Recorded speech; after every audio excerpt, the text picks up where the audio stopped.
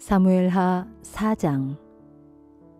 아브넬이 헤브론에서 죽었다는 소식을 듣자 사울의 아들 이스보셋은 겁이 나서 기운이 빠졌다. 이스라엘 백성들도 모두 두려움에 사로잡혔다.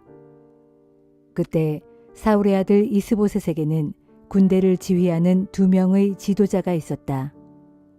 바하나와 레갑 형제였다. 그들은 베냐민 지파 사람으로 부에롯 사람인 림몬의 아들들이었다. 당시 부에롯 사람도 베냐민 지파로 간주되었는데 부에롯 사람들이 깃다임으로 도망갔다가 거기에 머물러 살았기 때문이었다. 사울의 아들 요나단에게는 무비보셋이라는 2 다리를 저는 아들이 하나 있었다.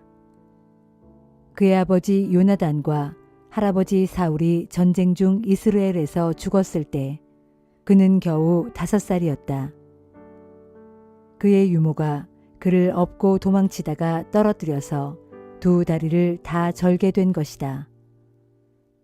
어느 날 부에롯 사람 림몬의 아들들인 레갑과 바하나는 이스보셋의 왕궁으로 갔다. 뜨거운 한낮에 도착해 보니 때마침 이스보셋은 낮잠을 자고 있었다.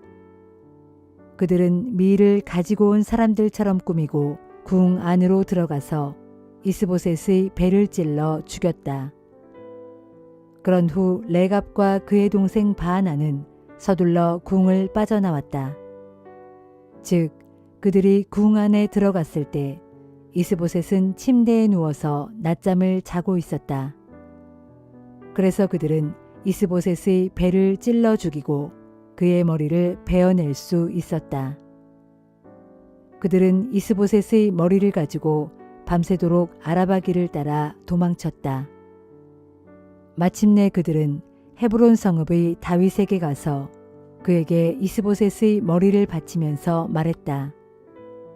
왕의 생명을 누리던 왕의 원수 이스보셋의 머리가 여기에 있습니다. 주께서는 오늘에야 사울과 그의 자손들을 벌하여 우리 왕의 원수를 갚아주셨습니다. 다윗은 부에롯 사람 림몬의 아들들인 레갑과 그의 동생 바하나에게 말했다. 온갖 고난에서 나를 건져주신 주께서 살아계심을 두고 내가 맹세한다. 이전에 사울이 죽었다는 소식을 전하면서 나에게 좋은 소식을 전하러 왔다고 생각한 자가 있었다. 그러나 나는 그를 붙잡아 시글락에서 처형했다. 그것이 바로 그가 소식을 전해준 데 대해 내가 해준 보상이었다.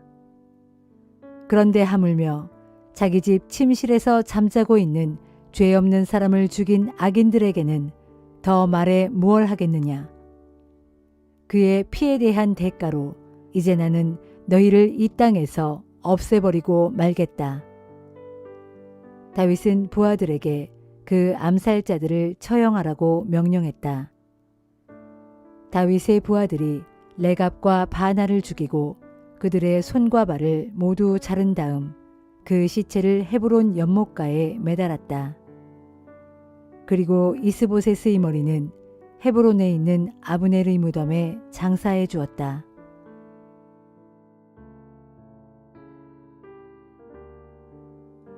사무엘하 5장. 이스라엘의 모든 지파들이 헤브론으로 다윗을 찾아와서 말했다. 저희는 당신의 살과 피와 다름이 없습니다. 과거에 사울왕이 저희를 다스릴 당시에 당신은 이스라엘 군대를 이끌고 출정을 나가셨습니다. 주께서도 이미 당신에게 약속하시기를 내가 너를 내 백성의 목자가 되게 하고 그들의 통치자가 되게 하겠다 라고 하셨습니다. 이스라엘의 장로들이 모두 헤브론으로 찾아오니 다윗 왕은 헤브론에서 그들과 언약을 맺었고 그들은 다윗에게 기름을 부어 온 이스라엘의 왕으로 삼았다. 다윗은 30세에 왕이 되어 40년 동안 이스라엘을 다스렸다.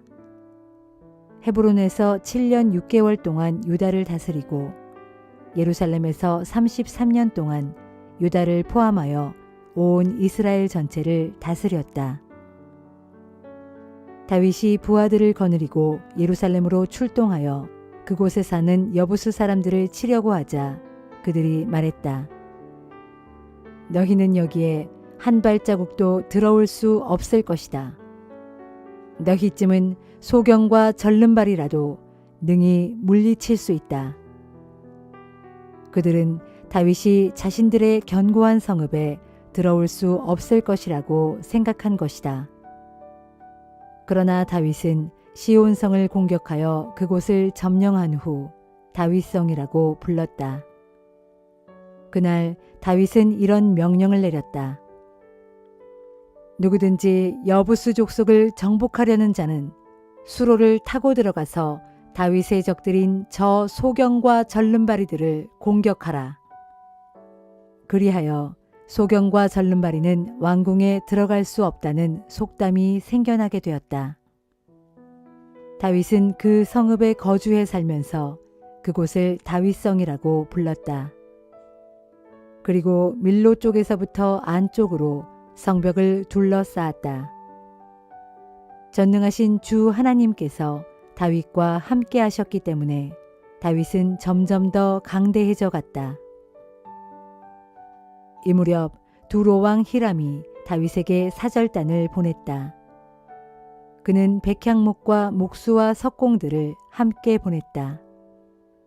다윗은 주께서 자신을 이스라엘의 왕으로 굳건히 세우셨고 또 주의 백성 이스라엘을 위해 왕국을 높여주신다는 것을 확실히 깨닫게 되었다.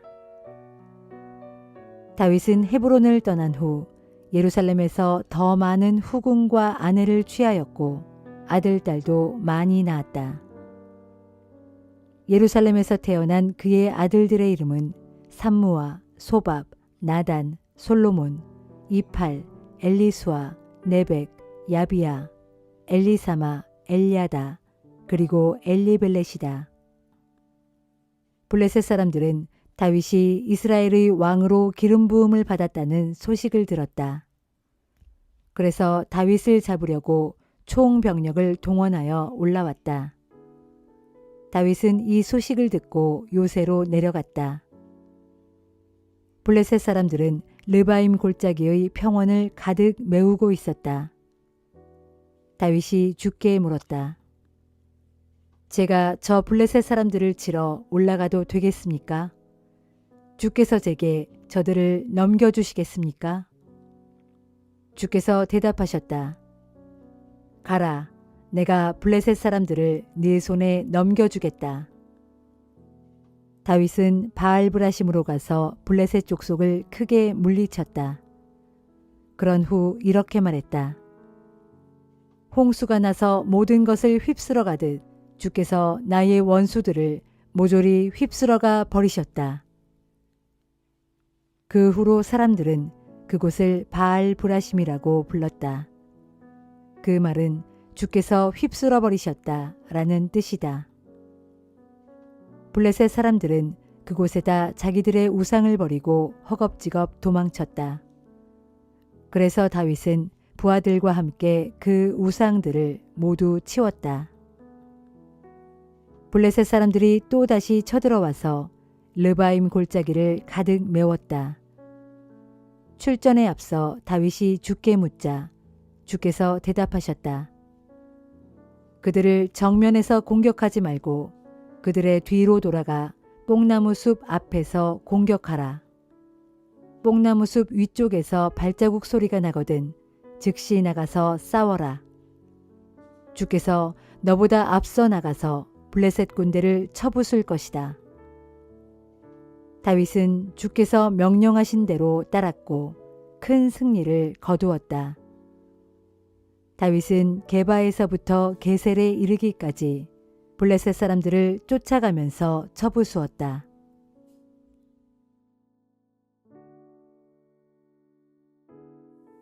고린도전서 15장. 형제들이여, 내가 전에 여러분들에게 전해준 복음을 다시 되새겨 드리려고 합니다. 여러분은 이 복음을 내게서 전해받았고 지금 그 복음 위에 서 있습니다.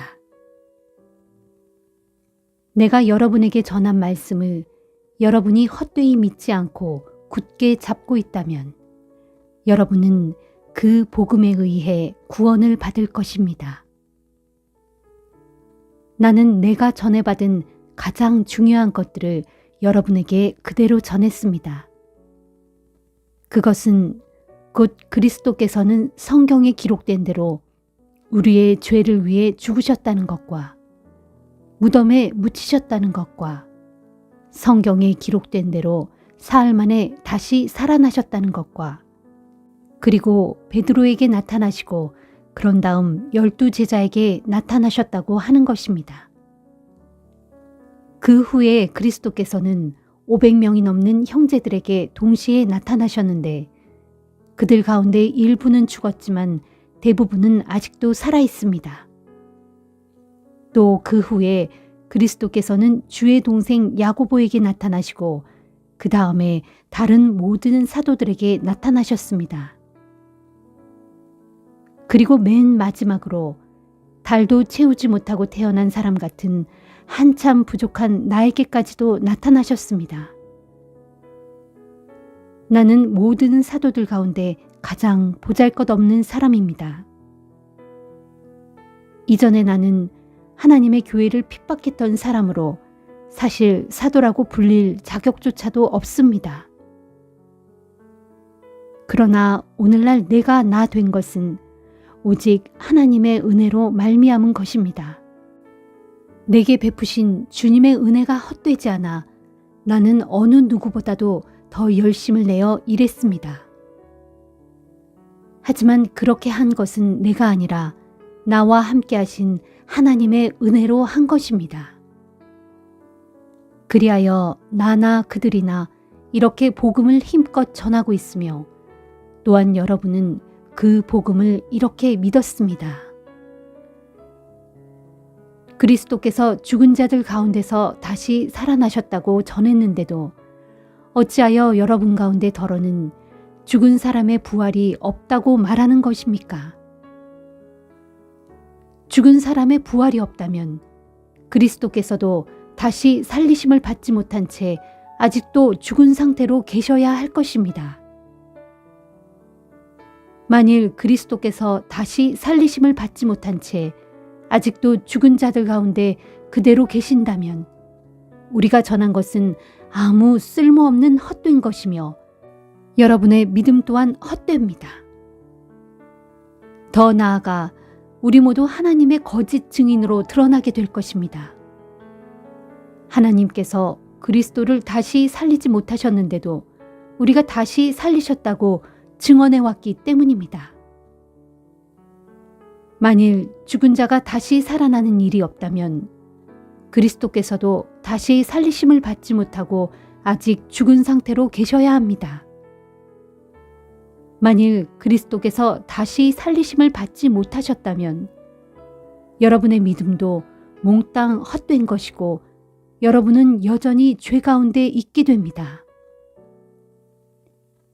그렇게 되면 이미 세상을 떠난 그리스도인들도 다 멸망해 버렸을 것입니다. 만일 그리스도 안에서 바라는 우리의 소망이 단지 이 세상의 살만을 위한 것이라면 우리는 다른 모든 세상 사람들보다 가장 불쌍한 사람들일 것입니다. 그러나 절대로 그렇지 않습니다. 그리스도께서는 분명 죽으셨다가 다시 살아나셨습니다. 그리하여 모든 죽은 사람들의 첫 열매가 되셨습니다. 죽음이 한 사람으로 말미암아 세상에 들어왔듯이 이제 죽은 자의 부활도 다른 한 사람으로 말미암아 들어옵니다. 곧 한 사람, 아담 안에서 모든 사람이 죽은 것 같이 이제 다른 한 사람, 그리스도 안에서 모든 사람이 살게 될 것입니다. 하지만 죽은 자의 부활은 각각 순서대로 이루어질 것입니다. 가장 먼저는 모든 죽은 자들의 첫 열매이신 그리스도요. 그 다음은 그리스도께서 다시 오실 때 그분께 속한 사람들입니다. 그 후에 세상 종말이 임할 것인데 그때에 그리스도께서는 지상의 모든 권력과 권세와 권능을 다 멸하신 후 그 나라를 아버지 하나님께 바치실 것입니다. 그러면 하나님께서 모든 원수를 그리스도의 발 아래 완전히 굴복시킬 때까지 그리스도께서는 왕으로서 다스리셔야 합니다. 그리고 맨 마지막으로 굴복시킬 원수는 죽음입니다. 성경에 보면 하나님께서 모든 것을 그리스도의 발 아래 굴복시켰다라고 되어 있습니다. 그런데 여기에서 하나님께서 굴복시키신 모든 것에는 그 모든 것을 굴복시키신 하나님 자신은 포함되지 않은 것이 분명합니다. 그리하여 하나님께서 모든 것을 그리스도께 굴복시킨 그때에는 하나님의 아들이신 그리스도께서도 모든 것을 자기 발 아래 굴복시키신 하나님께 굴복하실 것입니다. 그래서 하나님께서는 정녕 모든 것의 주님이 되실 것입니다. 만일 부활이 없다면 어찌하여 사람들이 죽은 사람을 대신하여 세례를 받는 것입니까? 죽은 사람이 다시 살아나는 일이 결코 있을 수 없다면 무엇 때문에 그런 일을 하는 것입니까? 그리고 우리는 또 어찌하여 시시각각으로 닥쳐오는 생명의 위협을 무릅쓰고 있는 것입니까? 형제들이여, 감히 단언하건대 나는 날마다 죽습니다. 이 사실은 우리 주 그리스도 예수 안에서 여러분을 나의 자랑이요 영광으로 여기는 그만큼 확실하게 말씀드릴 수 있습니다. 만일 내가 이 한 목숨을 부지하려고 에베소에서 야수들과 싸웠다면 그것이 도대체 무슨 가치가 있겠습니까? 만일 죽은 사람이 다시 살아나는 일이 없다면 차라리 내일이면 죽을 터이니 마음껏 먹고 마시자라고 할 것입니다. 속지 마십시오. 나쁜 친구가 좋은 성격을 망칩니다. 정신을 똑바로 차리고 죄를 짓지 마십시오. 여러분 가운데는 아직도 하나님을 모르는 사람이 있으므로 내가 그런 사람들을 부끄럽게 하려고 이런 말을 합니다. 그러나 어떤 사람들은 이렇게 물을 것입니다. 죽은 사람이 어떻게 다시 살아날 수 있단 말인가? 도대체 어떤 몸을 갖고 다시 온다는 거야? 어리석은 사람이여, 이게 얼마나 어리석은 질문인 줄 아십니까? 그대가 땅에 씨앗을 뿌릴 때 그 씨앗이 죽지 않으면 싹이 돋아나지 않습니다. 그대가 씨앗을 뿌릴 때는 장차 이루어질 몸을 심는 것이 아니라 단지 씨앗을 심는 것뿐입니다. 밀이라든가 다른 여러 종류의 곡식 씨앗이 있지 않습니까? 그러나 하나님께서는 원하시는 대로 그 씨앗에 합당한 몸을 주십니다. 그래서 각각 씨앗의 종류에 따라 각기 다른 고유한 몸을 받게 됩니다. 육체라고 해서 모든 육체가 다 같은 것이 아닙니다.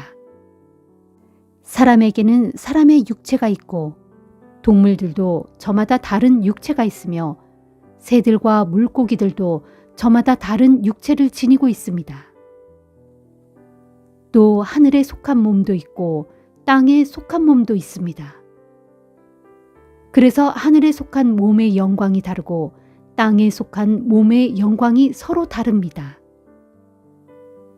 태양에는 태양의 영광이 있고 달과 별에도 각기 다른 영광이 있습니다. 그리고 별들 하나하나에도 저마다 다른 영광이 있습니다. 죽은 사람들의 부활도 이와 같습니다. 비록 썩어질 몸이 묻히지만 장차 썩지 않는 몸으로 다시 살아납니다. 비록 비천한 몸으로 묻히지만 장차 영광 가운데 다시 살아납니다. 연약한 몸으로 묻히지만 강건한 몸으로 다시 살아납니다. 자연적인 육체의 몸으로 묻히지만 영적인 신령한 몸으로 다시 살아납니다. 자연의 몸이 있으면 영적인 몸도 있습니다. 성경에 기록된 대로 첫사람 아담은 살아있는 존재가 되었다라고 했지만 마지막 아담인 그리스도는 생명을 주시는 영이 되셨습니다. 그러나 영적인 것이 먼저 온 것이 아니라 자연적인 것이 먼저 왔고 그 후에 영적인 것이 옵니다. 첫사람 아담은 땅에서 났으므로 흙에 속한 사람이지만 둘째 사람 그리스도는 하늘에서 오셨습니다. 따라서 흙에 속한 사람들은 흙으로 지어진 첫사람 아담과 같고 하늘에 속한 사람들은 하늘에서 오신 둘째 사람 그리스도와 같습니다. 그리하여 지금 우리가 흙에 속한 첫사람 아담의 형상을 입은 것과 같이 또한 장차 우리는 하늘에 속한 둘째 사람 그리스도의 형상을 입을 것입니다. 형제들이여, 내가 분명히 말합니다. 살과 피로 이루어진 몸은 하나님의 나라를 상속받을 수 없고 썩어질 몸으로는 썩지 않을 것을 상속받을 수 없습니다. 보십시오. 내가 여러분에게 한 가지 비밀을 말씀드릴 테니 잘 들으십시오. 그것은 우리가 죽지 않고 다 변화될 것이라는 사실입니다. 마지막 날 재림의 나팔 소리가 울려 퍼질 때 눈 깜빡할 사이에 갑자기 그렇게 될 것입니다. 나팔 소리가 울려 퍼지면 죽은 사람들은 썩지 않을 몸으로 다시 살아나고 우리도 또한 모두 변화될 것입니다. 썩어질 몸은 영원히 썩지 않을 몸을 입어야 하고 죽어질 몸은 영원히 죽지 않을 몸을 입어야 하기 때문입니다.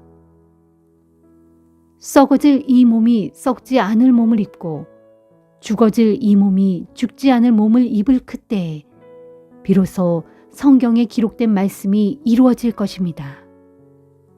보라, 죽음을 삼키고 승리를 얻었도다. 죽음아, 너의 승리가 어디에 있느냐? 죽음아, 너의 독침이 어디에 있느냐? 죽음의 독침은 죄요, 죄의 권세는 율법입니다. 그러나 여러분은 하나님께 감사를 드리십시오. 그분은 우리 주 예수 그리스도를 통하여 우리에게 승리를 주십니다. 나의 사랑하는 형제들이여, 그러므로 굳게 서서 흔들리지 말고 항상 주의 일에 더욱 힘쓰는 자들이 되십시오. 여러분이 아시는 대로 주 안에서 행하시는 여러분의 모든 수고가 결코 헛되지 않습니다.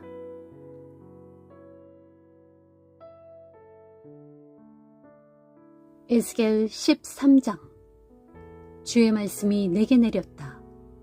너 사람아, 너는 이스라엘의 예언자들을 향하여 예언하되 자기들 마음 내키는 대로 예언하는 사람들을 쳐서 예언하라. 선포하기를 너희는 주의 말씀을 들어라. 주 하나님께서 말씀하신다. 환상을 본 적도 없으면서 자기 마음대로 예언하는 어리석은 예언자들에게 재앙이 있을 것이다. 이스라엘아, 너희 예언자들은 황무지에 살고 있는 여우와 같다. 너희 예언자들은 너희의 성벽이 허물어져 있는데도 그리로 올라가서 수리할 생각조차 하지 않았고 또 주의 날에 있을 전쟁에 대비하여 너희 이스라엘 족속을 위하여 성벽을 쌓지도 않았다. 그들은 헛된 환상을 보고 거짓 점괘를 말한다. 그들은 자신들이 주께 보냄받았다고 주장하면서 주의 이름으로 예언하고 있지만 나 주는 그들을 보내지 않았다. 그럼에도 그들은 자기들의 말이 확실히 이루어지기를 기대하고 있다. 내가 그들에게 전혀 말한 적이 없는데도 그들은 자신들의 말이 주의 말씀이라고 주장하니 그것이야말로 그들의 헛된 환상을 보고 거짓 점괘를 말한 것이 아니냐. 그러므로 나 주가 너희 이스라엘의 거짓 예언자들에게 말한다. 너희가 허황된 것을 보고 거짓된 것을 말하니 내가 너희를 칠 것이다. 이는 나 주의 말이다. 그렇다. 너희 예언자들이 헛된 환상을 보고 거짓 점괘를 말했으므로 내가 손을 들어 직접 그들을 치겠다. 그래서 그들로 내 백성의 공회에 참석하지 못하게 하겠고 이스라엘 족속의 호적에도 기록되지 못하게 하겠으며 이스라엘 땅에도 영영 들어오지 못하게 할 것이다. 그러면 그때서야 너희가 나를 주인 줄 깨닫게 될 것이다. 내가 이처럼 내 손을 들어 그들을 치는 까닭은 이러하니 그들이 내 백성 이스라엘을 미혹하여 잘못 인도했기 때문이다. 그들은 이스라엘 땅에 평강이 없는데도 평강이로다 하고 말했고 내 백성이 쌓은 성벽이 전혀 단단하지 못한데도 그 겉에 그럴듯하게 회치를 하여 단단해 보이도록 만들었다. 그러므로 너희는 겉에 회치라는 자들에게 말하기를 이제 곧 그 성벽이 무너질 것이다 하여라. 억센 폭우가 쏟아질 것이고 큰 우박덩어리가 떨어지며 거센 폭풍이 불어닥칠 것이기 때문이다. 그러면 성벽이 무너질 것이고 또 성벽이 무너질 때 사람들이 당황하며 묻기를 그들이 성벽에 발랐던 그 회칠이 다 어찌 된 것이냐 할 것이다. 그러므로 나 주가 말한다. 그날에 내가 분노하여 거센 폭풍을 일으키고 내가 진노하여 억센 폭우를 쏟으며 내가 경노하여 큰 우박덩어리를 떨어뜨려 너희 성벽을 와르르 무너뜨리겠다. 너희의 회칠한 성벽을 내가 철저히 허물고 완전히 땅바닥에 무너뜨려 그것의 밑바닥이 훤히 드러나게 하겠다. 그렇게 성벽이 와르르 무너지면 너희가 그 밑에 깔려 다 죽을 것이다. 그때서야 너희가 나를 주인 줄 깨닫게 될 것이다. 이렇게 내가 나의 분노를 그 성벽과 거기에 회칠한 자들에게 남김없이 다 쏟아 부을 것이다. 그런 후에 너희에게 말하기를 자 보라 성벽은 무너져 없어졌고 거기에 회칠하던 자들도 모두 사라지고 없다 할 것이다. 정녕 그들은 예루살렘을 두고 예언하면서 그 땅에 평강이 없는데도 평강이로다 하고 말한 이스라엘의 거짓 예언자들이다. 이는 나 주 하나님의 말이다 하여라. 주의 말씀이 내게 또 내렸다. 너 사람아, 너는 이제 내 백성 가운데서 자기 마음대로 지어내어 예언하는 여자들을 주목해서 살펴보고 그녀들을 쳐서 예언하여라. 너는 그녀들에게 선포하기를 주 하나님께서 말씀하신다. 사람의 영혼을 사냥하려고 자기 팔목마다 부적 띠를 달아매고 각 사람들의 키에 맞도록 너울을 만들어 그들의 머리에 씌워주는 여자들에게 재앙이 있을 것이다. 너희가 그렇게 내 백성의 영혼을 사냥하고서도 어찌 너희 영혼이 살기를 바랄 수 있겠느냐. 너희가 몇 줌의 보리와 몇 조각의 빵을 얻으려고 내 백성 가운데서 나를 모독하고 내 이름을 더럽혔다. 너희는 거짓말에 잘 속아 넘어가는 내 백성을 그럴듯한 거짓말로 속여 죽지 말아야 할 사람을 죽였고 살려두어서는 안 될 사람을 살려두었다. 그러므로 나 주가 말한다. 마치 사냥꾼이 새를 사냥하듯 너희가 내 백성의 영혼을 사냥하는 데 사용하는 너희 부적들을 너희 팔목에서 사정없이 떼어낼 것이고 또 너희가 새인 양 사냥해 놓은 그 영혼들을 내가 다 풀어주겠다. 또 그때에 내가 너희의 너울을 갈기갈기 찢어 내 백성을 너희 손에서 건져내겠고 내 백성들로 다시는 너희의 사냥감이 되지 않게 하겠다. 그러면 그때서야 너희가 나를 주인 줄 깨닫게 될 것이다. 또 너희는 내가 슬프게 하지 않은 의인들을 거짓말로 낙담시켜 슬프게 했고 죄악을 일삼는 악인들의 손을 도리어 강하게 하여 그들로 자신들의 악한 행실에서 돌이켜 살 길을 찾지 못하게 하였다. 그러므로 내가 너희를 쳐서 이제 너희로 더 이상 헛된 환상을 보거나 거짓 점괘를 말하지 못하게 하겠다. 그리하여 내가 너희의 소나기에서 내 백성을 건져내겠다. 그러면 그때서야 너희가 나를 주인 줄 알게 될 것이다 하여라. 시편 52편. 너 거칠고 힘센 자여, 내가 어찌하여 내 악을 자랑하느냐. 하나님의 눈밖에 날 수치스러운 짓을 저지르고도 어찌하여 그것을 자랑으로 삼느냐. 너의 속이는 혀는 오로지 남을 해칠 뿐이나 하는구나. 마치 예리한 면도날처럼 남에게 상처나 주는 말밖에 할 줄을 모르는구나. 너는 선한 일보다 악한 짓을 더 즐기고 정직한 말보다 거짓말하기를 더 좋아하는구나. 너 속이는 간사한 혀야. 너는 남을 해치는 거짓된 말만을 좋아하는구나. 그러므로 하나님께서 너를 영영 없애버리실 것이다. 그분께서 너를 내가 살고 있는 너희 장막에서 확 끄집어내어 사람들이 살아가는 이 땅에서 너를 뿌리째 뽑아내실 것이다. 그러면 의로운 자들이 너의 그 꼴을 보고 두려운 마음으로 너를 비웃으며 말하기를 저 사람은 하나님을 자기의 힘으로 삼지 않고 오직 자기 재산만 믿고 자기 힘만 키우면서 악하게 굴더니 결국 저런 꼴이 되고 말았구나 할 것이다. 그러나 나는 하나님의 집에서 자라나는 올리브 나무처럼 언제까지나 하나님의 변함없는 신실한 사랑을 의지하고 살아가리라.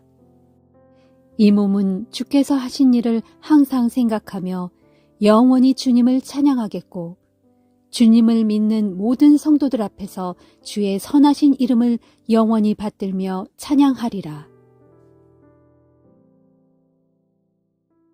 시편 53편. 어리석은 자들은 마음속으로 이르기를 하나님이 어디 있어 하는구나.